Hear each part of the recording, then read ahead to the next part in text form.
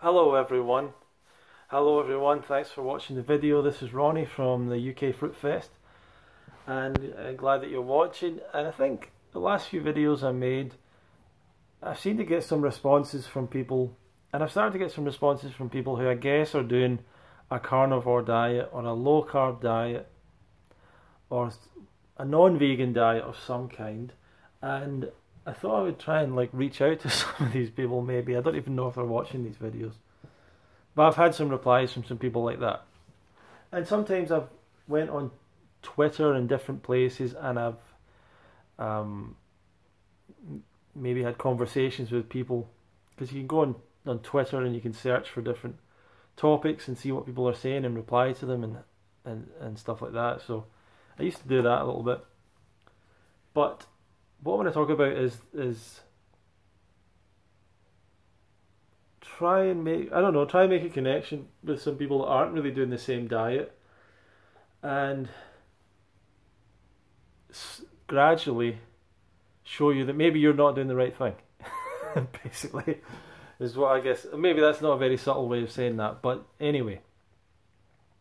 So my journey to a better diet started quite a long time ago. I was thinking about this recently. I think my mum, if I go into my mum's house, she's got a lot of diet books, a lot of different diet books going back a long time. And one that I particularly remember was a book called The Zone Diet. And that was a really big, popular diet book in the late 80s, 90s. Maybe just the 90s, I'm not sure exactly. Worldwide. And the Zone Diet book, when you read it, it's very, very enticing, right? So you read this opening and it's like, have you ever played a sport and you had the perfect game? Have you ever just done your best one day? And all these kind of stories. And it says, that's because you're in the zone, right? And we've all heard that phrase, we're in the zone. And then the guy says, so what is in the zone? And he explains, or he believes, that the zone is like this particular insulin level or something like that. And then he suggests, so this is how you get in the zone. So you're reading this, you're looking at it, you're like, wow, I'd love to be in the zone all the time. I would love to be in the zone, you know, for athletics and everything else. You'd love to feel like that all the time.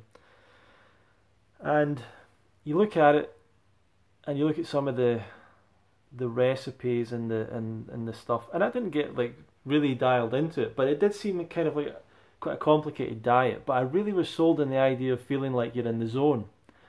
And I looked at some of the recipes and stuff, and looking back, I think that particular diet recommended against certain things. I think it recommended maybe against red meat, and maybe recommended against a whole bunch of other things. So it wasn't like a low carb diet really. But it would have things like, if you want to be in the zone, then you have like bread or toast with bacon but without the butter or something like that. And another one of the things was, have milk but add almonds to it. This was how you get in the zone. And what were the other ones? I don't know, I didn't get deep into it. But I remember actually toasting some bread, putting some bacon. Maybe it wasn't meant to be. Maybe it was meant to be like turkey bacon or something. He had little things like that, you know, like, okay, it's not pork bacon. Maybe it's lower fat bacon or whatever. Maybe that's what it was. I can't remember. But I remember profoundly actually thinking this was going to make me feel in the zone, and feeling like there was no difference, obviously. And but for quite a while after that, I would sometimes have milk with the almonds. Like, I didn't really think so much about the zone. I can't remember exactly what I learned about it. But that was a massive, massive diet.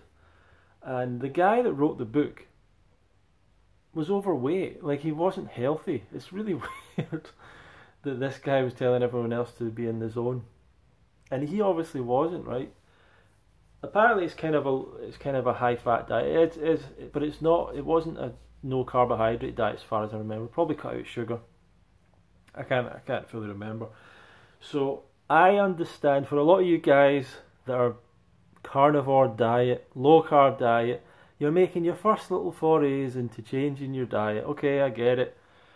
I understand that you're making these little changes, and it's easy to think that the problem is sugar.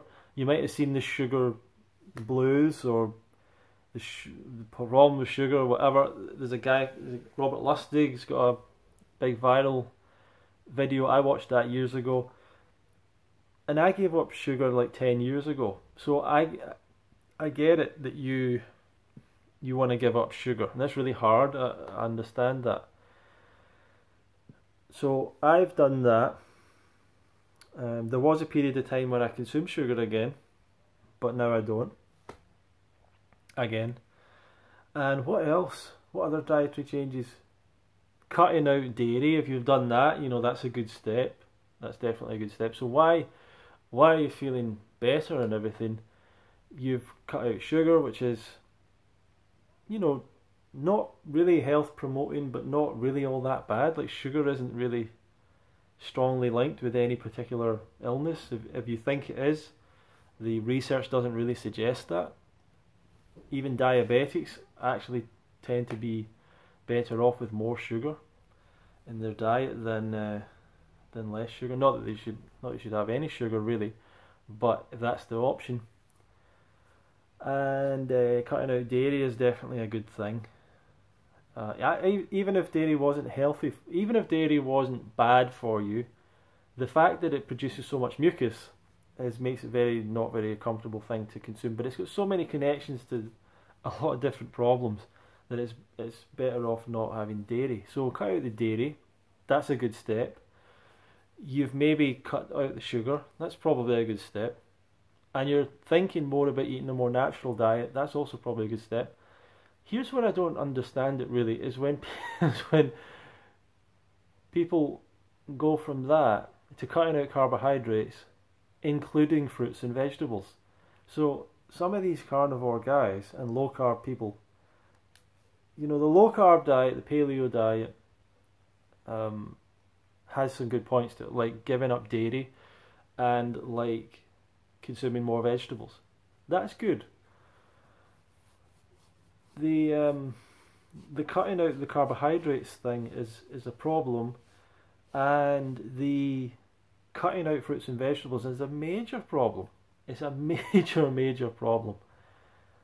And I've watched some of these guys, the carnivore diet kind of guys, and they are definitely living on the diet. Like, there's no question about that. People are doing it. At least in the short term, people are doing it, and they are getting a better result for themselves personally than they have on other diets. So I understand that if you've got a better result from that. The question is then, actually, the diet, is the diet what you say it is? So people are doing the diet because they believe it's more natural. It's you know, raw food, raw meat, that these are natural things. That humans maybe didn't eat carbohydrates or processed carbohydrates. That, you know, these kind of ideas, and therefore they're bad for you. But I don't really get the cutting out fruits and vegetables. They seem to say stuff like that's like plastic fruits, plastic ornamental, like it was all fake. Here's an interesting thing about fruits. Fruits are so obviously attractive to us that we think they must be fake. Fruits are so obviously appealing that we think they must have been created or manufactured. But no, that's what they're designed to do for us. They're meant to look good, and they're meant to look enticing and interesting, and they're meant to look like food. So the diet, the journey to a better diet definitely starts with changing, cutting things out, trying new things, feeling better, cutting things out long term, feeling better, you know. And I've cut out sugar and all that stuff. I've cut out all the processed carbohydrates, so I know what that's all about. But I don't understand why you're cutting out fruits and vegetables. That doesn't make any sense. Some of them are eating some vegetables, some of them are eating no plant food, no fruits, no vegetables. that would put human beings as being a very unusual animal out there. That would put human beings as literally being a carnivore. And I didn't realise that that's what these guys were saying. Literally a carnivore. Now, humans aren't carnivores. That's the first thing. We don't act like carnivores. We don't kill every day. We don't have the equipment to kill, cut open animals. We don't even have the mindset to want to do that. We don't have the desire. We aren't good at it. Our teeth, our jaw isn't designed as a carnivore to bite into something. Our jaw does this, which allows us to chew and break things down. So when you see these carnivore guys and they start chewing on the meat, it's like, of course you have to chew on it. It's like rubbery, and that's not how carnivores eat meat. Carnivores basically swallow it whole. They rip it off and swallow it. Ted Carr's got a great video about the idea that a carnivore's face is like, you could hit its face, like a dog. Dog isn't a true carnivore either, really, but you can whack a dog's face and it's got a very strong skull, like designed to take that kind of impact because that's its weapon. Reaching out and grabbing something in the leg or something or whatever. Humans just don't have the design of a carnivore, and or the mentality or anything. Like, you just don't see humans going around killing animals. And I understand as hunters, but this is extreme behaviour that people have to be kind of indoctrinated into, often when they're children and stuff. This doesn't come out of us naturally, that we go and chase animals and try and kill them. It's not. We don't have carnivore instincts. So I don't think you guys understand. Being a carnivore isn't something you do by choice. It's something you are compelled to do and you cannot not do. A cat is a perfect example of a true carnivore, because you could feed a cat everything it needs, but if you let it outside, it's going to go and kill something. That's just its nature, right? I know a lot of you guys love cats, but cats are just killers. They're not particularly cute animals or whatever. They just go out and kill. I don't want to lose any of you there because you think cats are an amazing... Okay, fair enough, maybe they are for you. But they're killers. They're like cold-blooded killers, and human beings are not. So that's a problem. We're not carnivores. But that wouldn't be a problem if the diet was healthy. So even, you can't just say, well, we're not carnivores, therefore don't eat meat. Well, what if giving meat to non-carnivorous animals was good for them? The problem is that we've found that that's not the case. And when we really open our mind to the science around diet, and we don't just think it's all conspiracy, then what we find is that meat and what is in meat is related to a number of diseases. The counter-argument from the carnivore low-carb movement has always been, but that's in a diet in which they're also eating sugar and everything else. You have to have very little trust in science if you don't think that they've worked out how to measure what aspect of the diet is the problem. They've worked out that saturated fat is connected with heart disease very closely. And they've worked out that animal proteins, that things in meat and dairy products are connected with cancer, are connected with lots of other problems. We're at the tip of the iceberg really in that information coming out. But the biggest statement so far was the World Health Organization. Red meat is probably carcinogenic. Processed meat is carcinogenic. So I get that you're not eating processed meat if you're maybe on a carnivore diet, and you're saying, but the question is it the processed aspect of it that's bad for you? Is it the salt and the stuff in it? Or is it just the fact that it's meat? It's probably the meat, right? Meat's carcinogenic. Red meat is probably carcinogenic. Now, then you might say, maybe it's carcinogenic for all animals. Maybe it's carcinogenic for carnivores. I don't know. Maybe it is. So maybe it's just like a bad food for any animal to eat. Well, regardless of that, we'd be better off eating something else if that was the case. Cancer is an issue. Have we seen any positive science coming from the low carb movement? Like, people, I get the fact that people's blood sugar is maybe better, short term and stuff like that. I kind of understand that. They lose weight. I get that as well. But do we see people's lives being, health being impacted in a big way? And as far as I've seen, the information tends to show things like long term people on these low carb diets show their kidneys starting to become damaged. The function of the kidneys not being as good as it was. Why? Because it's a diet so high in protein. Proteins being amino acids, basically. The kidneys having to deal with all that. Whenever the kidneys have to deal with an excess of protein, this isn't a good situation for the kidneys.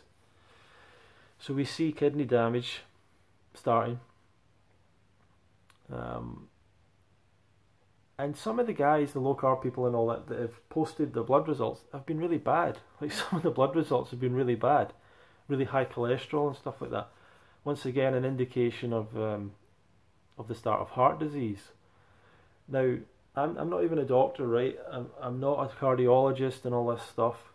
I don't look at blood tests and all this kind of thing. It's not my area of expertise or whatever.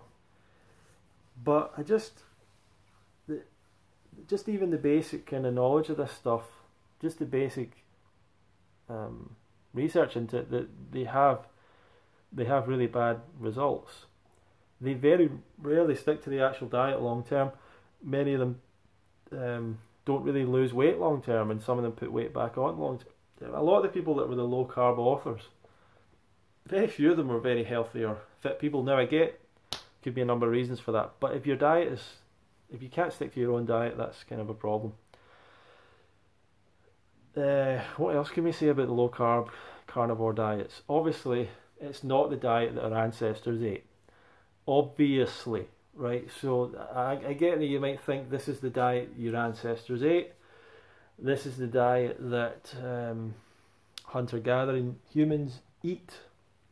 People bring up the Eskimos, but the Eskimos ate a lot of meat, and Maasai and different tribes. But overwhelmingly, human populations have been living on high carbohydrate diets for a long time. And when we look back, the reason that I've went towards raw vegan diet or experimented with it is that I was always curious about like what was the healthiest diet, what was the healthiest thing to eat. When I came across someone talking about raw veganism, it just fit for me, and I decided to experiment with it. The experiments were pretty amazing, and I'm continuing on the experiment. You know, it's really just experimentation. But the more and more I look into it, the more sure I am about it. Really. And you got carnivore guys and low fat, you know, you're starting off, you're just in the beginning of your journey, but you've got a long way to go. You've got to cut out the meat. You can't. It's to base your entire diet around meat is not a good thing. It's not a good thing at all. And your body is craving you to eat the right. This is absolute proof, by the way, of something that I was thinking about today, which is human beings cannot intuit a healthy diet. Human beings cannot intuit a healthy diet. We have no ability to do that. So the reason that we can say that pretty clearly is that humans have suffered from all sorts of deficiency conditions due to diet, and we didn't know what it was, and the individuals didn't know what it was. We weren't able to say, oh, I've got scurvy because I've not had any fruits and vegetables in a while. You know, that didn't happen. What happened is that there was hundreds of years of like people trying to work out what it was. We don't have an ability to intuit the right diet. We don't have an ability to intuit what disease or illnesses we have. We don't have an ability to intuit the what we should do to heal those diseases. We've got to get humble to get healthy.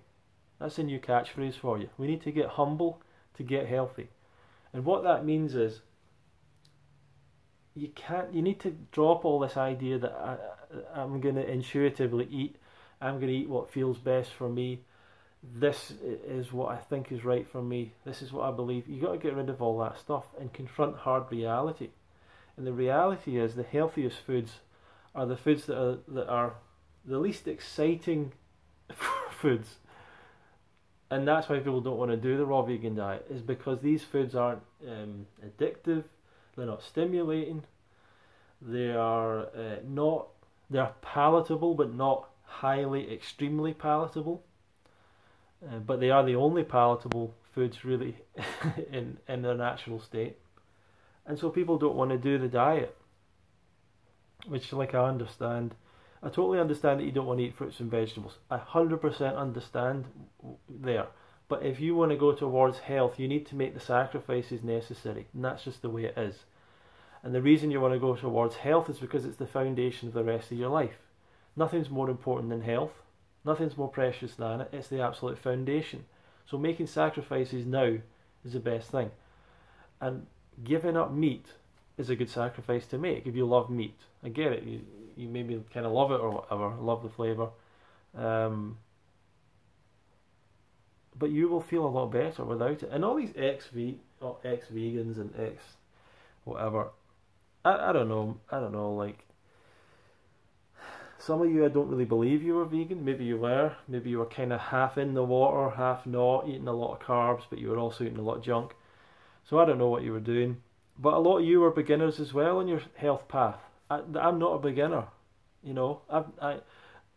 I basically never took drugs, smoked cigarettes, drank alcohol.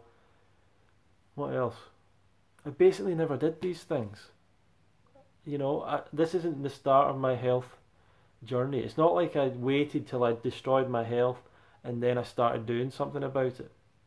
You know, I'm just saying, like, and some people come to me and they argue with me, and I'm like, a year ago you were on drugs. How are you arguing with me about this stuff? That's what kind of frustrates me. That people are like, oh yeah, but such and such said this, and I'm like, yeah, but you know, and I'm not judging people that were on drugs and alcohol and stuff like that. I'm just saying I never did that stuff. Maybe you should listen to me for a second. Do you know what I mean? Like don't like this. This isn't my first time thinking about this. This isn't the first experiment that I've done. This isn't the first change to my diet that I've done. And believe me, raw vegan is the only thing of all the diets, of all the stuff. It's the one that works for us, all of us. And you'll say, well, we're all different. There's so many like objections people come up with when it comes to diet. Like, immediately, so fascinating. Oh, if it's not the same, no, it must be the same. Like, our world doesn't work if we're not the same. Nothing works. If we're not all the same, nothing really works. Oh yeah, but we're all a bit different. No, we're not that different. This is your ego. People talk about getting rid of their ego and they still say stuff like this. So, anyhows, yeah.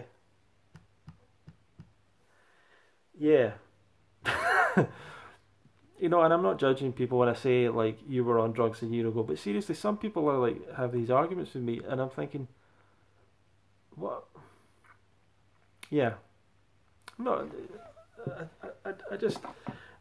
I just want people to get that truth is really hard to find in life, and all you people on a carnivore, low carb diet are looking for truth. So I respect that.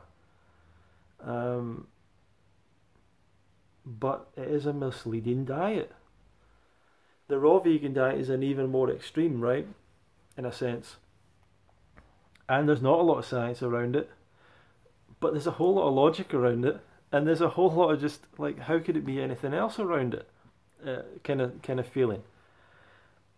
And we know, and I know how difficult it is for people. This is a long video now, but I like long videos sometimes.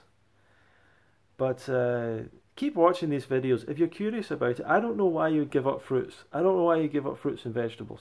Closest animals. Because some of you guys talk about, yeah, but the chimps go out and they hunt meat. Okay, maybe they do. Maybe some of them do. Ironically, some of the ones that have witnessed humans doing it are more likely to do it, apparently. But anyway, monkey see, monkey do. But anyway, Okay, that's fine. I can accept that. Maybe humans have always eaten meat. I get that. We've always had some amount of meat in our diet. You know, this much every couple of months or whatever it might have been back in the day. Who knows? But if you're going to say that, you have to accept that chimpanzees eat a hell of a lot of fruit. You have to accept that. Not just a small amount of fruit, a hell of a lot of fruit. Like they pick the trees clean of fruit. The bonobos, 97% of their diet is fruit. Orangutans, obviously. Major frugivores. Just sit in a fig tree all day, eat figs. Gorillas, just an absolute vegetable monster. Do you know what I mean? Like, these animals that are most like us are absolute fruit and vegetable bingers. You know, so how are you gonna give up those? How are you gonna give up fruit? You know what I'm saying? So anyway, that's a message to all you guys. Keep going at it, but meat has got to go. Like you can't make this a foundation of your diet. You're not a carnivore. You're just try and show me something in your anatomy, in your mindset that shows you're a carnivore. You got to get the idea that to be a carnivore, you have to be getting up every morning. You want to go out and kill something, just without thinking about it. That's your instinct. And you might say, "Oh, I'm holding myself back." No, you're not. You're just not a carnivore. So the dietary experiments have more to go, and keep going, guys. But the fruit is the answer. Fruit is the truth. Fruit is, you know, someone said to me, what did they say? May the fruit force be, may the fruit force be in you. So may the fruit force be in you as well. Anyway, this week we have got a meet-up on Friday. This is a weird thing to say at the very end of the video, but if you want to learn more about this and you're in Glasgow, then we're having a meet-up on Friday at 7 PM. I'll put a link below. Please feel free to come along.